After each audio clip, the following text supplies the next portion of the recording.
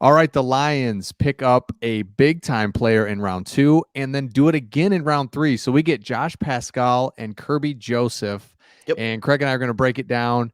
And I think for Craig and I both, we were a little shocked because it was another D end. And so initially you're like, oh, Ooh, it's not a linebacker, it's not a safety, but we need help all across the D end or the defensive side of the ball. true. So Craig, we get Josh Pascal, D end, three technique guy as well from Kentucky. What are your thoughts now that you've had just a minute to kind of digest it? Yeah, so I just remember when we when we picked him, we were like, huh. Hmm. And when we were live when it happened, and a lot of people kind of chimed in saying felt the same way. And then you kind of let it digest for a second. You let it digest and you realize you're getting a very versatile defensive lineman with Pascal. So versatile lineman, loves football, has a guy who has overcome adversity in his life, made it through cancer, I want to say, and back in 2018, and he's better for it, Mm-hmm. truthfully. So he's a guy who understands the importance of what's going on, which I think is a big, big deal. I've taken him in a couple of different mock drafts. I liked him. I never took him at 46 because we never picked 46. I always thought that he was a reach at the 34, but he wouldn't be there at 66. So, every once in a while I would take him, but I actually didn't mind this. And then you started realizing why we did it when we took Kerby Joseph at 97, because you remember, oh yeah, that's right. Brad Holmes likes to take safeties in later rounds, not the first two. Yeah. And Pascal is like, okay, this guy's like he's like a version of Brockers. And he's Okay. really like Yeah. Trayvon Walker too, where hey, he's not a pure wide nine rush Interesting. the passer. But yeah, he's a kind of a bulldog. I'm gonna be a defensive end, just stud. I do have quickness and moves, so he's gonna mentor under Brockers, and let's see if Brockers makes the team and all that, whatever. But my point is, Brockers is like that, right? He's not a defensive end, and he's not really a D tackle. He's kind of, he's a little longer than that. And then, Yeah. when Brad Holmes took over, man, and we should have pulled this out. I should have looked this up, but our D line under Patricia, I mean, oh my gosh. And you and I have talked about it. You need to be able to rush four and get pressure with four. Consistently. Yes. And And if you're rushing four consistently, you need to have at least 7 defensive linemen, yeah. right? And you need these guys that can get to the passer. And Yes. you can't just this isn't just like, hey, hold your water or not hold your water. That's what hold You're right.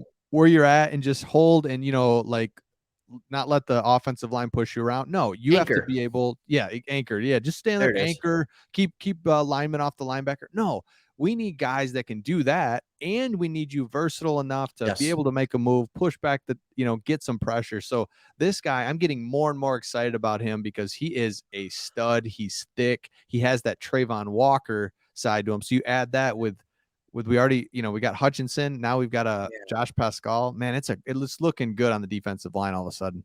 Well, I think it's looking good. And when you look at Pascal, sometimes you do have to do a little dive into the numbers. He played 12 games, and a lot of the rushes that you saw were from the interior. They Mm. really were. He's not your go around the edge guy. He doesn't have that kind of speed. He's not slow by any stretch of the imagination, but he's not that. But he is a guy that in 12 games had 15 tackle for losses. Now, he got to the quarterback 5 times, which isn't bad, right? It isn't bad in the college game, but 15 tackle for losses. That means this guy was in the backfield disrupting plays. And if you can find players Mhm. on the D line that are going to consistently get in the backfield, you destroy drives. That's how you do it. So I don't mind the pick. And then those guys that we wanted, by the way, the linebacker I loved, Leo Chanel from Wisconsin, he was still on the board when we picked Kerby Joseph at 97, and we still didn't take him. So I think the value here for the edge rusher, kind of edge rusher, the versatile D lineman was higher than a linebacker, even though we all really wanted a linebacker. Yeah, because I think, yeah, we just got settled in on, hey, some of these linebackers that we mocked early first round, they're still there. And well, yeah, kind of. And the more I looked at it, I was like, well, kind of course they're still there. Not of course, but Yeah. I felt like once we made that trade in the second round, we thought we were falling like way back, but we only went 12 picks back. So we did have some of those linebackers that we thought, hey, that'd be great to get. And Mhm. I think once we got D end, we checked that off the list. We got our D lineman right in this draft. It's like, no, Yeah. if you're really being honest about it, it's like we need help on everywhere on defense. So we took a defensive player. I love it. So with that, do you want to switch over to our third round pick real quick? Yes. Okay. Absolutely. Yeah, I So wanna this switch over to Kerby Joseph. You and while I'm talking about him, you can throw a graphic up that's actually yeah, pretty cool. But there's something that I thought was interesting about him, and watching the highlights, it's pretty clear that he has pretty good ball skills. He doesn't look that fast, if I'm being completely that's right. honest. Yep. But it was kind of there was some Kyle Hamilton in him because even though he didn't look fast, he was making plays and getting interceptions where he would come not fully across the field, but across the field on those deep routes to help the corner. And he was doing really well. He ended up having 5 interceptions this year, I want to say it was. I can look at it right here, but it's 5 interceptions, Yep. two pass breakups, two fumble recoveries, 57 tackles, good size, 6'1", 204, 201, somewhere in there. Yeah, and then you see this graphic right here. What were you saying about his PFF grade? Yeah. So his PFF grade is the second highest Yeah, amongst all Power Five safeties the last 2 years. So and since 2020, that's 3 years. or yeah, 2020. Wait. Would it be 2020 and 2021 season? Anyway, for a lot of Good players, point. and it's like this Good point.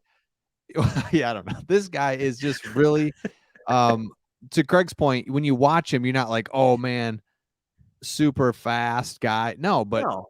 but at the same time, I think safety is one where it's like you got to be physical, but man, it's so instinctual back there because yeah, Aaron Rodgers is looking you off 1 second and then he's gonna pop over to the other side, and it's like you got to see it and you got to go and you got to have that feel. And this is something Yeah. that he's shown, and the PFF ranking really shows that. I mean, he's just, I mean, he's just all over the field. I love it. Yeah, and I think there are times where he looks lost out there. Hmm. Now he plays for Illinois, so that does make sense that he would feel lost at Yes. times, and because he's probably like, "What is everybody doing?" Good old the Fighting Lovey Smiths. But anyways, like I look at a guy like him, and what he did was produce. And I That's heard right. Brad Holmes talking about that after we drafted Hutch and Williams. Like he was just like, these guys just produce. So here's another example. Kerby Joseph, Josh Pascal, they produced at a high level in the opportunities that they were given. And it's not like the Big Ten is a garbage conference. It Right. absolutely isn't. A lot of Right. good players. He didn't test, so I wonder what his speed actually is. But I mean, it's the 97th pick. It's not like we need to have the burner back there at 97. We have to have a guy who understands the game, plays it well. Absolutely. And if you can create turnovers from the safety position, I'm in. Yeah, and dude, you're so right. Like, you need a guy that can understand and play football at safety because Yes. you don't really. I mean, gosh, correct me if I'm wrong, but like speed for a safety, it's important, obviously. But again, Oh, like you yeah. said, all those measurables. I don't care what your three cone is or whatever. You know what I mean? Like, you just got to be a football player. You got to understand. You got to be coachable. So Yeah. I'm just excited that we've got some depth, somebody to kind of look forward to because yeah, we haven't. Safety's just been like, boy, it'd be nice if we had like a sweet safety. We don't. So It would be nice. And I think the other side of it too is like the lines are all GPS speed. Like they really don't put a lot of stock into the 40. Me and you put a lot of stock into the yep, 40 because it's the only measurable we can see. yep. So they know how fast he is. They know what his game speed is. So they felt comfortable making the pick. Okay, let's see what happens. Absolutely. So those are our last two or our second and third round picks. Yep. And be sure to subscribe. We're gonna put out obviously more videos on the Lions going forward. Really Oh excited yeah. about it. So you'll get our latest videos as they come out. And we will see all of you on the next one and more to come on the draft. See ya. See ya.